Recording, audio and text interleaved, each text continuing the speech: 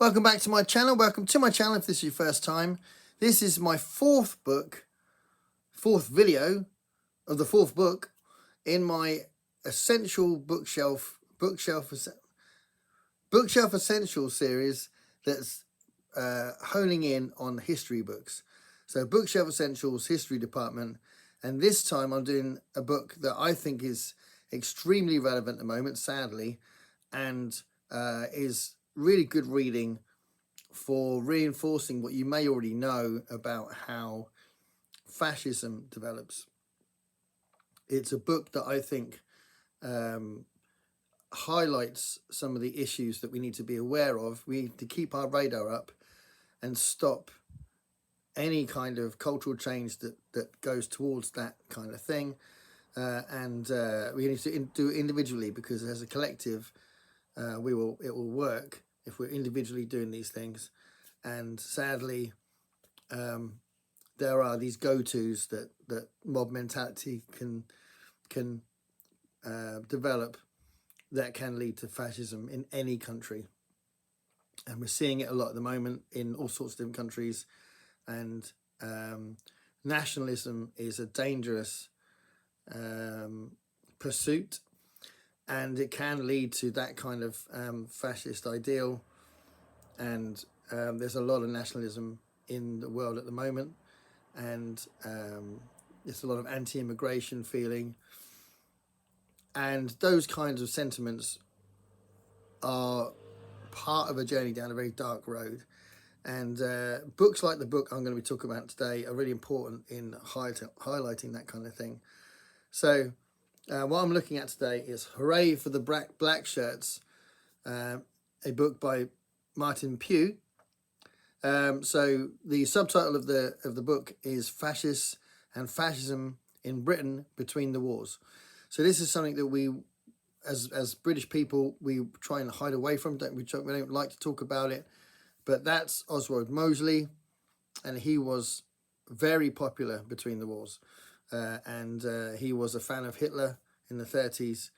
And, you know, there are serious things to think about as far as how British life can celebrate someone like him during the 30s, and he can have a degree of popularity when his ideals were so abhorrent and what he wanted to do to the country was so wrong. But there are certain things, certain economic situations that can lead to scapegoating immigrants and that kind of stuff. And then, you know, once that gets developed into an ideology, then that's when it becomes dangerous. And that's been happening in Britain, you know, beyond the British Union of Fascists, which is what these guys were. You've got the National Front, and then you've got the EDL more recently, and UKIP had lots of elements like that. And now you've got, what's it called now? I've forgotten what they're called. But there's a party at the moment that, you know, Nigel Farage is very clever at trying to hide the dark side of what he does when he's in interviews. But he's a very dangerous man, and he's not at the level of Oswald Mosley, but he's very dangerous in some of the things that he encourages, some of the beliefs he encourages, and some of the actions he encourages as well. So Hurrah for the Blackshirts is something that seems to be a gap, I think, in a lot of people's knowledge about British history, but I think it's something that we don't like to think about and talk about, and that's the rise of popularity of fascist ideology in a country like Britain, where you wouldn't think it would get so popular. Martin Pugh, by the way, is a very respected historian who taught at Newcastle University for many years, and then he's taught at one of the colleges in that's connected to Liverpool University, and he's worked for the BBC as part of their BBC History Magazine committee for many years as well.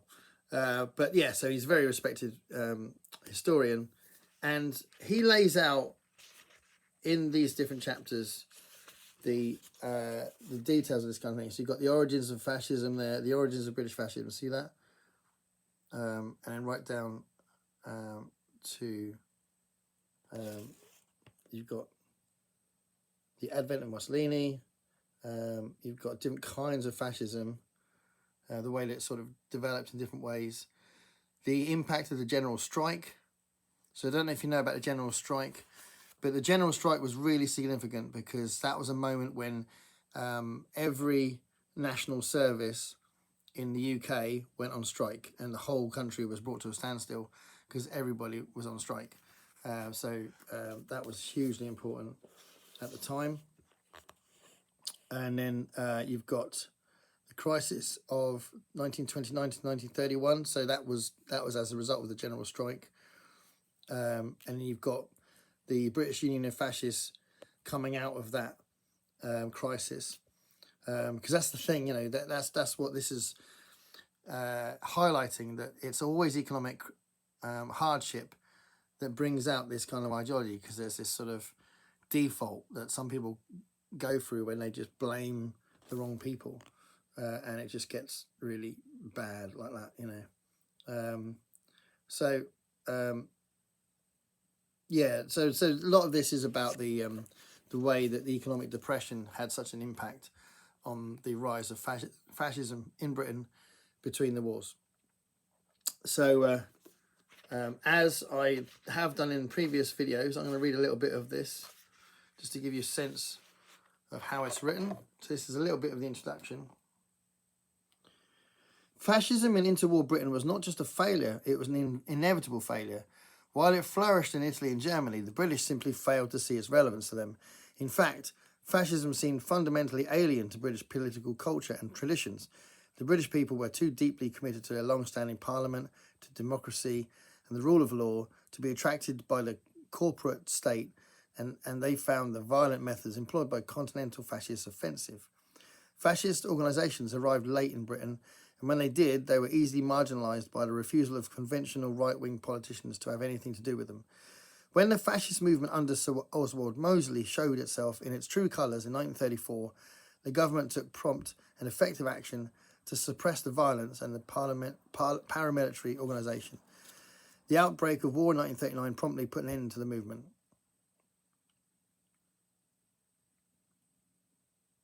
Such assumptions reflect a comforting and widely held British view that fascism is simply not part of our national story. Yet, although these beliefs are not wholly wrong, they are, without exception, misleading and are based as much on prejudice as on the evidence. In fact, doubts about the received wisdom were sown as long ago as 1975, when the biography of Oswald Mosley was published. By demonstrating that fascism was not simply a matter of mindless thuggery, but involved a set of well-thought-out ideas, the author of the biography forced us to take the subject more seriously.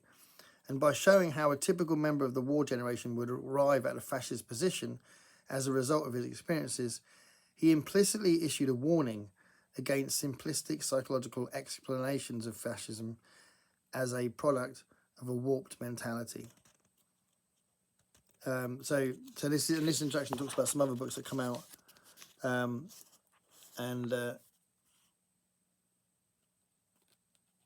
it just talks about the place that fascism held in Britain for those couple of decades before the war, basically before the Second World War. So there we are. It's a really good book, and I think really important book. And you know, we need to own the fact that we've had somebody like Oswald Mosley get a degree of popularity for a while. As the book says, it doesn't last forever, but it's still quite scary that he was popular, and the British Union fascists were popular for a while. They weren't popular in the sense of as popular as the Labour government or the Conservative government, but they're far more popular than they should have been. If you know where I'm coming from, they were taken far more seriously than they should have been by the public. So yeah, hooray for the Blackshirts! A fascinating and important investigation into the Blackshirts. Thanks for watching. Stay curious, everybody.